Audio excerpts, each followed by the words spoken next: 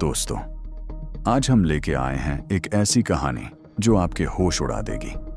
सोचो जरा, पूरी दुनिया खत्म, सिर्फ वैम्पायर्स बचे हैं और एक आदमी अकेला उन सब से लड़ रहा है। यह है डेलाइट्स एंड मूवी का फुल ब्रेकडाउन। तैयार हो? चलो शुरू करते हैं। शुरुआत बिल्कुल ड्रामेटिक है भाई। एक सुनसान सड़क, कोई नहीं, बिल्कुल खाली। वहां एक कार चल रही है, लेकिन वो क्या कार है? बिल्कुल खंडर, पेंट उतर गया, चारों तरफ शीशों की जगह मजबूत जाली लगाई हुई है, जैसे बाहर कोई बड़ा खतरा हो, कोई बड़ा मॉन्स्टर हो। ये जाली क्यों लगी है? क्योंकि ये कार एक किला है भाई, एक अपोकैलिप्स सर्वाइवल व्हीकल। इस कार में बैठा है हमारा हीरो रूअर्क, जिसे जॉनी स्ट्रॉन्ग ने प्ले किया है। ये बंदा कोई आम इंसान नहीं है, 1 साल से वैम्पायर से लड़ रहा है। क्यों? इसकी बैक स्टोरी बाद में पता चलेगी। अभी वो एक गैस स्टेशन के पास रुकता है, जहां पास में ही एक खाली घर है। वो बहुत सावधानी से बाहर निकलता है, हर तरफ देखता है, अपनी गन रेडी रखता है। वो घर के अंदर जाता है और एक एक करके हर कमरे को चेक करता है। किचन, बेडरूम, बाथरूम, सब जगह। अंदर सब शांत है, बिल्कुल सन्नाटा। पर जैसे ही वो बाहर आने लगता है, उसे एक अजीब सी आवाज सुनाई देती है। वो आवाज कहां से आ रही है? किचन के एक बंद फ्रिज से। दोस्तों सोचो, बंद फ्रिज में क्या हो सकता है? रूअर्क धीरे धीरे, बहुत धीरे धीरे पास जाता है। उसका हाथ फ्रिज के हैंडल पर है, दिल की धड़कन तेज है। वो फ्रिज खोलता है और अंदर एक वैम्पायर, हाथ पांव बंधे हुए लेकिन जिंदा। रूअर्क तुरंत एक रॉड उठाता है, बिना 1 सेकंड वेस्ट किए। वो फ्रिज बंद करके लॉक कर देता है। अंदर से खटखट की जोर जोर से आवाजें आने लगती हैं। अब सोचो, रूअर्क क्या करेगा? वो पूरा फ्रिज घसीटकर बाहर ले आता है। बहुत भारी होगा, लेकिन वो हिम्मत नहीं हारता। वो उसे सीधी धूप में लाता है और जैसे ही सूरज की रोशनी उस वैम्पायर पर पड़ती है, धुआं, वो जलने लगता है। उसके चिल्लाने की आवाज आती है और पूरी बॉडी से आग निकलने लगती है। सिर्फ 30 सेकंड्स में सब खत्म। बस इसी सीन से समझ आ जाता है कि सनलाइट इन वैम्पायर्स की सबसे बड़ी कमजोरी है। ये दिन भर छुपे रहते हैं और रात को हमला करते हैं। दोस्तों, ये सीन कैसा लगा? पहला ही किल इतना पावरफुल। अल्फा डिकोड चैनल को सब्सक्राइब कर लो भाई, आगे और मजा आएगा। अब रूअर्क आगे बढ़ता है और शहर में पहुंचता है। ये शहर अब एक घोस्ट टाउन बन चुका है। हर तरफ टूटी हुई कारें, खिड़कियां टूटी हुई और खून के धब्बे। वो एक घर के अंदर जाता है जहां फर्नीचर उल्टा पुल्टा पड़ा है, प्लेट्स टूटी हुई हैं और टेबल पर खून फैला है। तभी उसे एक लाश दिखती है। दोस्तों, सीन देखकर दिल बैठ जाए। अचानक कोने में एक परछाई दिखती है। एक आदमी खड़ा है, बिल्कुल सीधा, हिल नहीं रहा, आंखें एक जगह जमी हुई। रूअर्क बोलता है, हे, तू जिंदा है? कोई जवाब नहीं मिलता। उसे शक होता है और वो उसकी छाती में गोली मारता है। खून निकलता है, लेकिन वो आदमी वैसे ही खड़ा रहता है। फिर वो धीरे से अपना सिर घुमाता है। तब समझ आता है कि ये भी एक वैम्पायर है। तभी पीछे से अचानक हमला होता है। वैम्पायर्स ने जाल बिछाया था।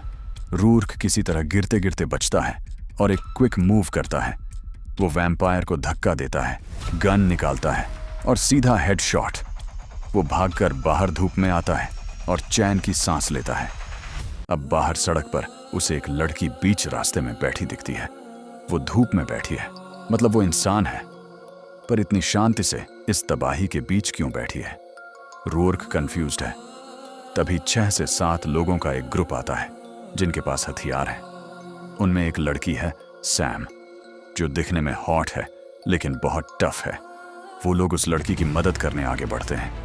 पर दोस्तों, ये एक जाल था। वो लड़की सिर्फ एक चारा थी।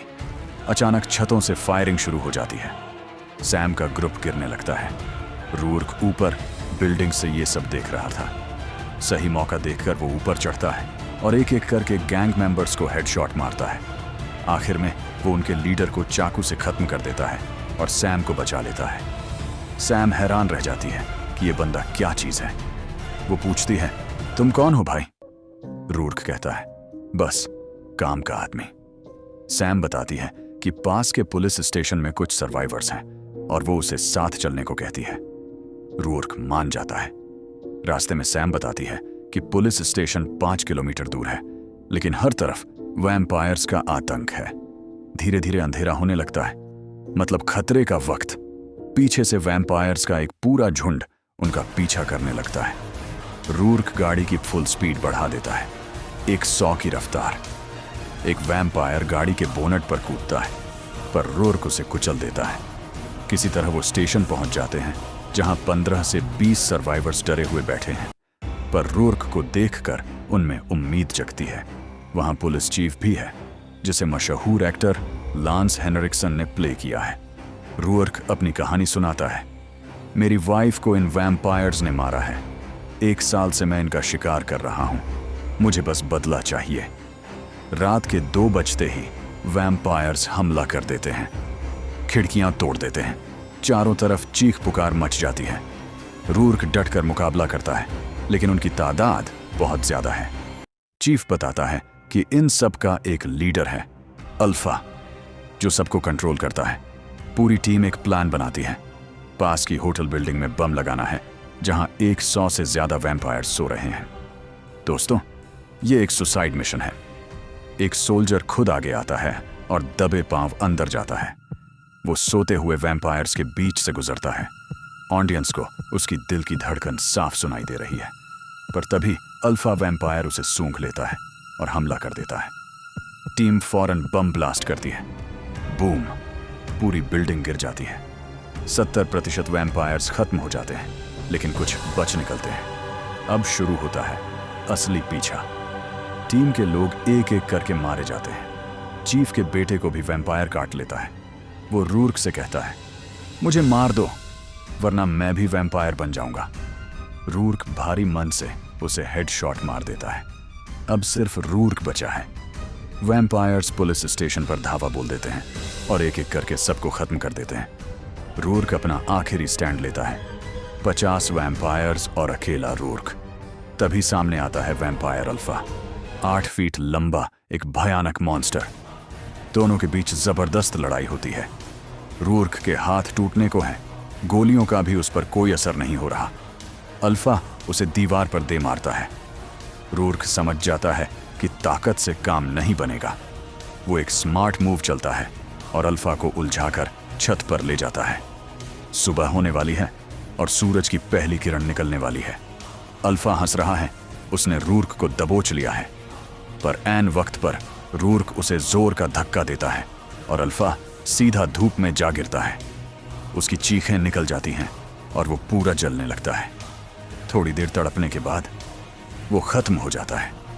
लीडर के मरते ही बाकी वैम्पायर्स रुक जाते हैं।